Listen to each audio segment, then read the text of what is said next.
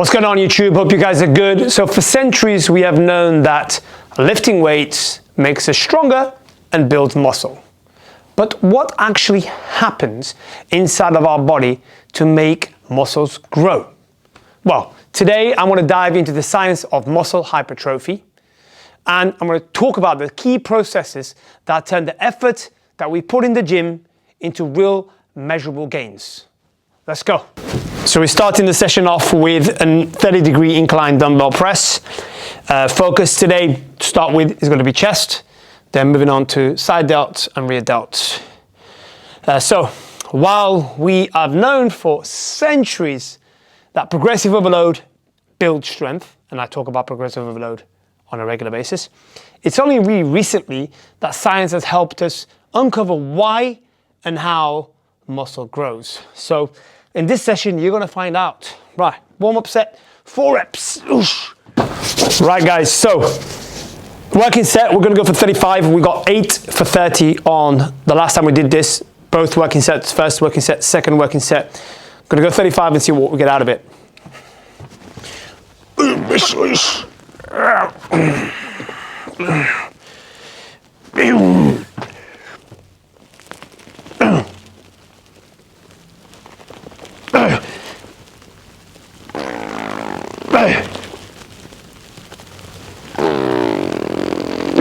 One more.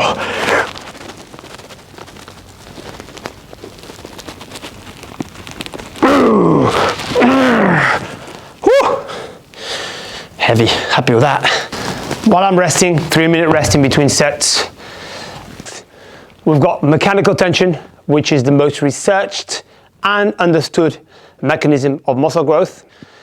But what is mechanical tension? Basically, it's the force our muscle fibers experience when we're contracting under load. Second working set here, 30 kilos.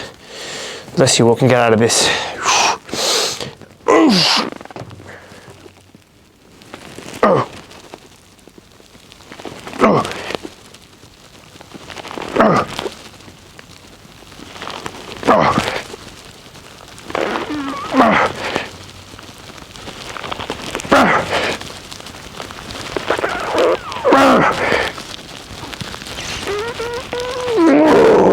Easy 8.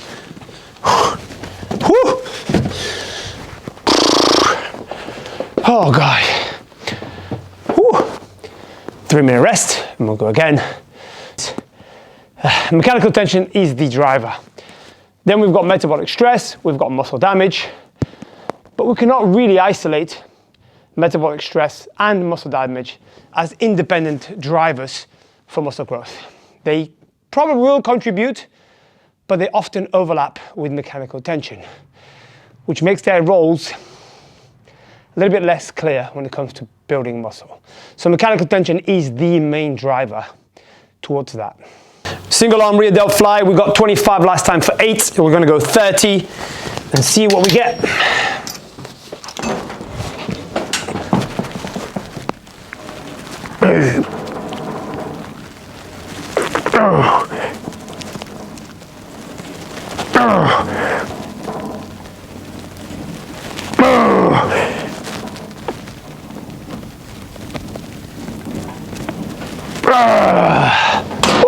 Five, happy with that. So moving on to third exercise, cuff side laterals. I've already done 1 working set, got 30 for 5. I'm going to drop down to 25. But before I go into my second working set, I want you to understand what mechanical tension is. So there's 2 parts of a lift. Whenever we're lifting a weight, we've got the active part, which when I'm lifting the weight here, that's going to be, I'm actively trying to lift the weight. What we call contracting the weight at the top as well. And then we've got the passive part, which is the lowering of the weight, the stretching portion. I'm passively holding that so it doesn't just drop. This is key. Why is it important for mechanical tension that we control the active and the passive portion? Because if we don't control that with the right speed, then we're not going to get the mechanical tension that we're after. So the key to any movement for mechanical tension to happen is control over it. We need to make sure that we are actively contracting with the muscle that we're trying to work, in which case here is going to be the side delt, and I'm not using any other areas to try and bump up the weight. Otherwise, I'm not going to get what I want out of the side delts in terms of mechanical tension. And then I'm making sure that I'm not just letting go of it and I'm passively holding it all the way to the beginning portion. That's what really creates mechanical tension, the control and the speed at which we do this. So if it's too light, for example, I'm not going to get mechanical tension. If I'm moving too heavy and I'm bouncing off the movement and I'm dropping it, I'm not going to get mechanical tension. So it's really important that we control the movement in a controlled manner. If you've got control over the active and the passive portion of the movement, then you create in that environment for muscle growth. So let's go. We got 7 on this last time. Let's see if we can try and progressively get better on this and get 8.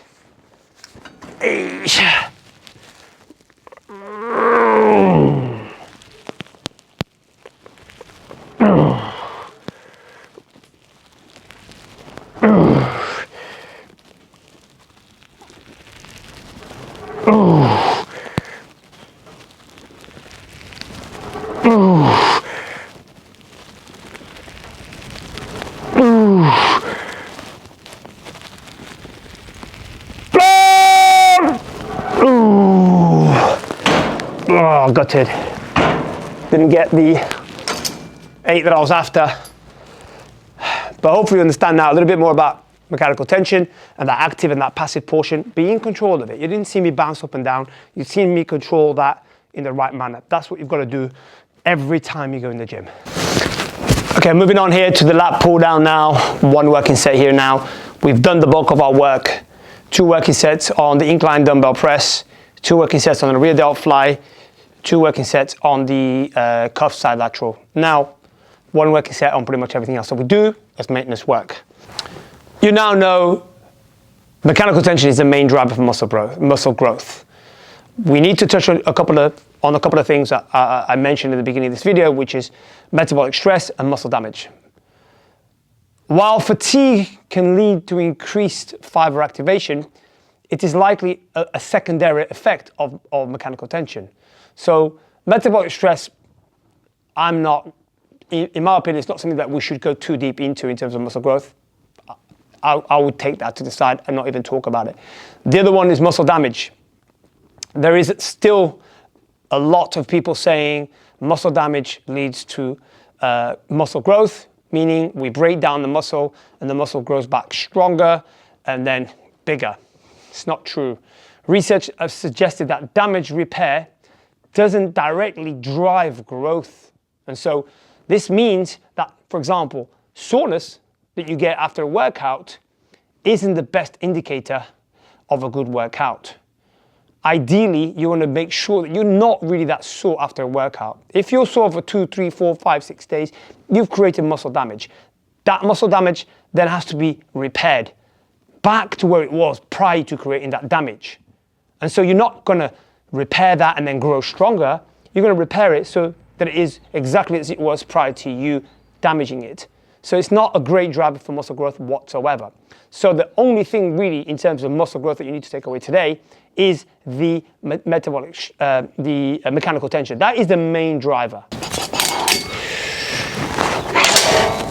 Okay. All right.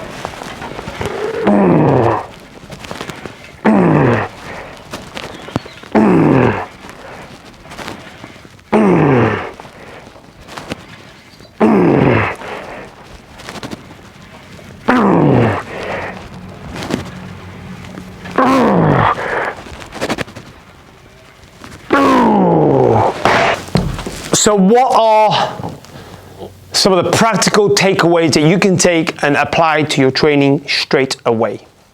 Number 1, prioritize mechanical tension. How? Control reps. Remember, in that active portion of the exercise, control it. Don't go crazy and lift weights you can't lift, or don't go too light either, because otherwise you're not going to activate the high threshold motor units that you want to create mechanical tension. But then focus on controlling that passive tension. On the way down, don't let the weight drop. Be in control of your reps. Mechanical tension is key. Then from then, progressive overload. Make sure you are progressing either on the reps or the weight. We'll be talking more about progressive overload, rep range in different videos, but progressive overload is very important. However, don't just have numbers on a paper and try and beat it when you're not in control of the movement. That number one key point is very, very important. Prioritize mechanical tension. If you are using bouncing, if you're cheating, then you're not really progressively getting stronger. You're just using other areas to do that. So make sure you controlled weight, progressive overload. Don't chase soreness. If you think an indication of a workout is the soreness that you get afterwards, you've already failed because you've created muscle damage. We know already that's not a good indicator towards muscle growth. So don't chase that soreness. Manage fatigue. Really, really important. We want to activate the high threshold motor units to create the mechanical tension that we need. And so if you're fatigued, if you're training too often, if your volume's too high, if you're doing too many reps, if you're doing too much cardio, you're not sleeping well, you're not going to get the high threshold motor units to be activated. And so you're going to miss out on the muscle growth that you're after. So these are your takeaway points that you can take right now and apply to your training sessions. For back row, we've got one set to do here. Got 6 reps last time. Let's see if we can beat this. Hey.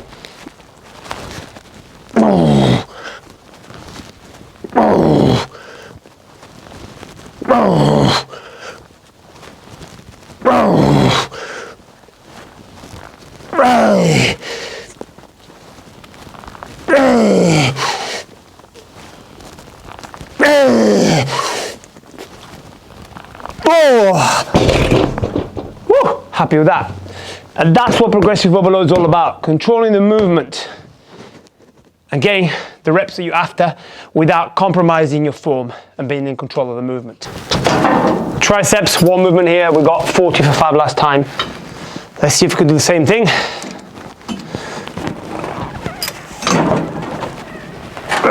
Okay, let's do this. Ooh. Ooh. Ooh. Ooh. Ooh. Ooh. Come on. Ooh, yes. Woo. 7 reps, baby. The last exercise, we're going to be doing seated dumbbell hammer curls, and we're done. So guys, muscle growth isn't magic. It isn't that complicated. It's just a series of scientific processes that we can influence through smart training. The emphasis on smart training. So guys, if you found this video helpful, please hit the like button, subscribe for the algorithm. It's important that you also comment if you can. Let me know if there's any particular videos you want me to do, any particular portion of muscle growth that you want me to talk about. I will be doing so many more, but if there's anything that you are after, let me know. And let's get stronger and smarter together. I'll see you in the next video. Let's do this. Ish.